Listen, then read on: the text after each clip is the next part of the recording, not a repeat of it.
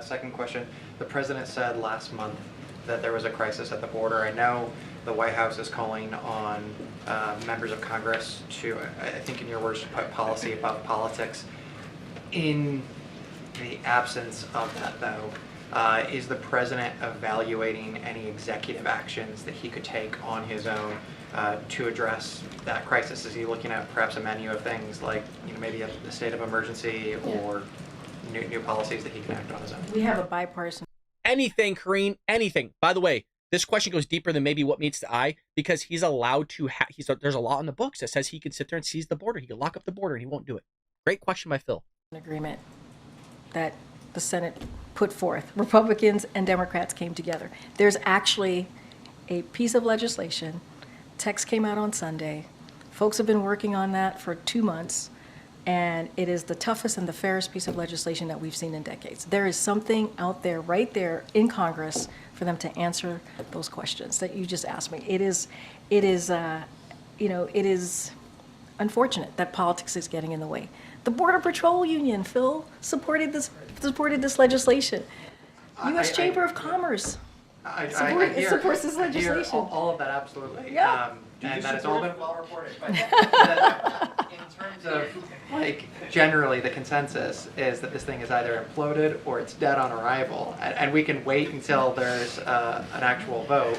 But is there anything that the president himself is evaluating that he could do, assuming what we all expect is going to happens, which is that this bill does not pass?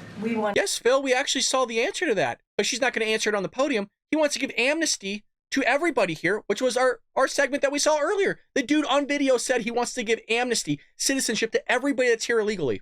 I see this agreement move forward. That's what we want. I don't have anything else to speak to. Go ahead, George. Wild. Freaking insane. You guys, $180,000 plus benefits goes to this lady. $180,000 a year for that performance. And the other question I honest to God, I'm really curious. If there's a Democrat that somehow weaseled their way in here, welcome. You got to find truth somewhere, and you're going to get it from Republican conservatives. Sure, hell, ain't going to get it from the Democrat Party here. Aren't you pissed about this? You know what I mean? Like if you're a Democrat, aren't you just a little bit pissed the fact that you're paying $180,000 and you're not getting any questions answered either?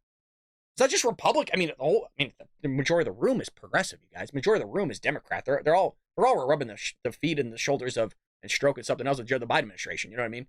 So they're not even getting their questions answered. So that's my question. Aren't you a little pissed that your hard-earned money's going to somebody that's not even willing to answer any questions?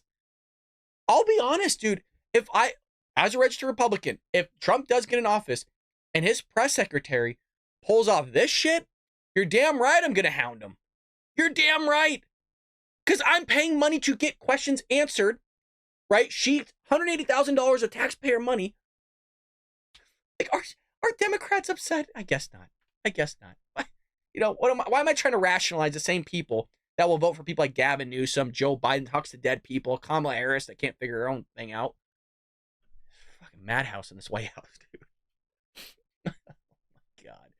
I hope you enjoyed that clip from the Bald Brad Show. If you did, make sure to hit that subscribe button so you can stay up to date on all our future content.